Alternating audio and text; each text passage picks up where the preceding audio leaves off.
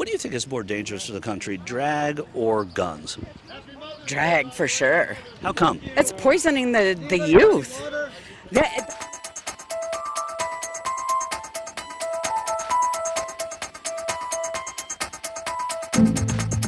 These Trump supporters clearly do not understand what drag is. that's what's going to run our country. It's scary. But Guns is my right. I know how to handle them. I've taken training. I've raised my kids. Guns are our primary. It's our right, our Second Amendment right that I refuse to give up and many of our people refuse to give up. Conservatives like these refuse to acknowledge any humanity in those that they are different from. These divisive and bigoted comments truly distill what is wrong with the conservative mentality and why it's so toxic. You know, diversity is good, but too much diversity will kill a country. Look at Europe. I mean, and this is what I'm at. I mean, that's what America First means. You take care of Americans. If you want to come to this country, another thing I want to say, come to this country and respect our laws. Come here with pride. Love this country.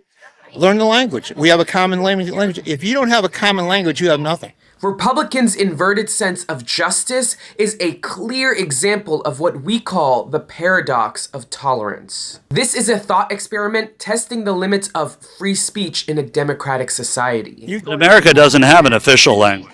How about English? They don't. Well, what I'm saying is you can call it official or unofficial, but it's acceptable that if we don't have a common language, in other words, go to a store, go to anywhere, and if you can't speak the language, if I don't understand you, how are you going to communicate? Right, but what I mean is, like, let's say California or Florida become, or Texas, majority Spanish speaking. Would you say that? No, America wasn't founded on Spanish speaking. It's an English Judeo-Christian country. Period. Okay, and the end of story. I mean, you can have other cultures. My wife's family is 100% Italian. They spoke Italian, but when they're outside in the world, they spoke English.